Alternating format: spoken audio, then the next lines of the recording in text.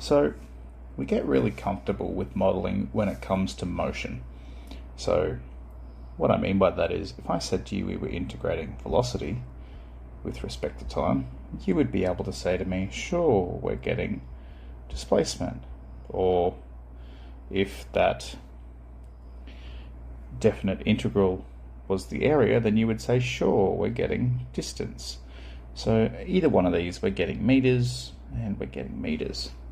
Now, usually what we don't know is when we're doing that, our x-axis is time and something like seconds, and our y-axis is our velocity, which is meters per second. So regardless of whatever this looks like, usually we're finding something about the area, and that might be the negative area take, or the positive area take the negative area, which is displacement, or maybe it's just the total possible area, which is the distance.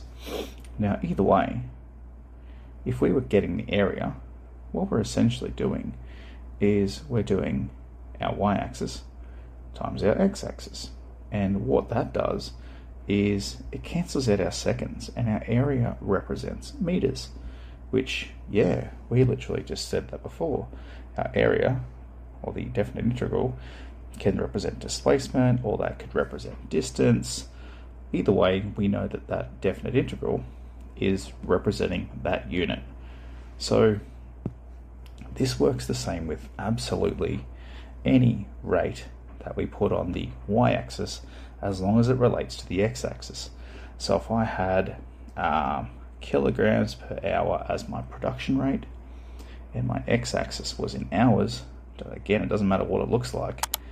If I somehow do the definite integral and I want to know something about my area, that'll be kilograms per hour times by hours.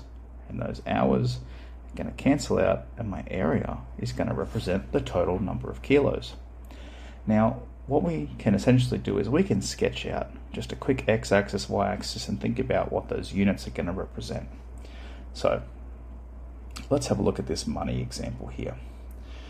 On any given day, the cost per item for a machine producing X items. Okay, so here we go.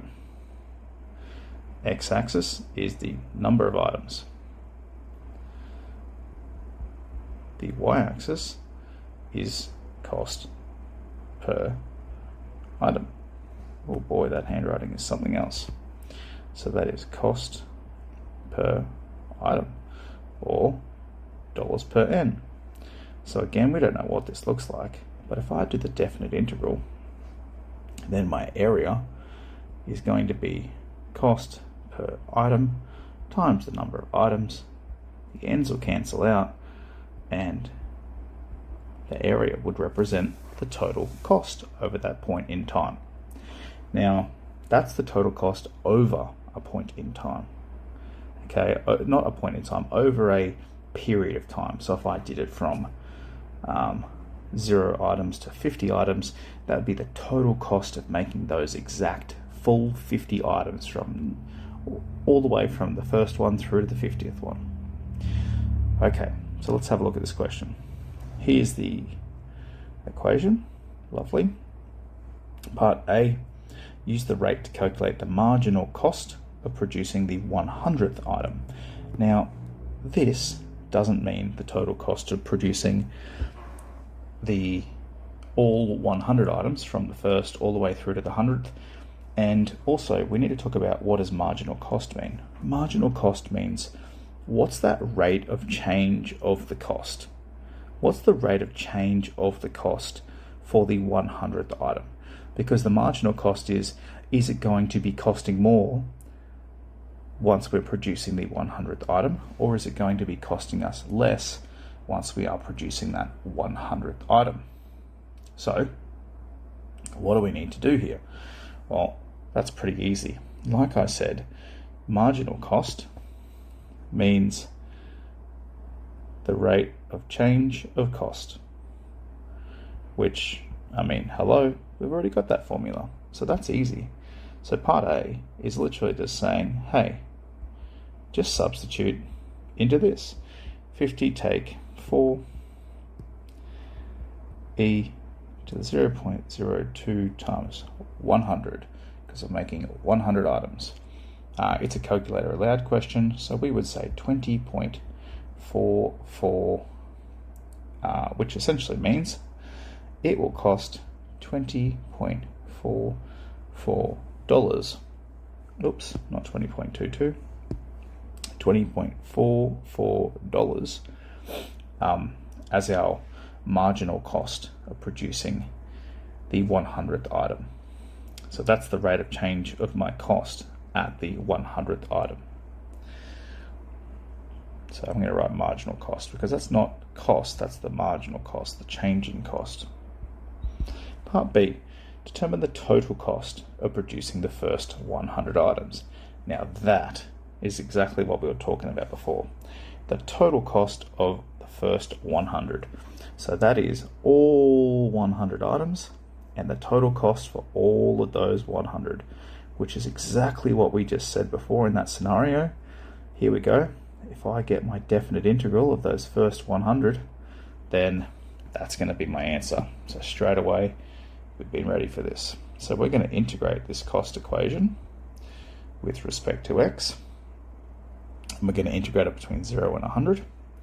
So really, what we're going to do is the integral of 50 take 4e to the 0.02x dx between 0 and 100.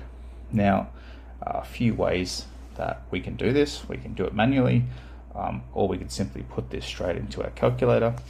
If this was something that we needed to show a little bit manually, then we could say the integral would simply be 50x take 4e to the 0.02x divided by 0.02, which would give us 50x minus 200 e to the 0.02x.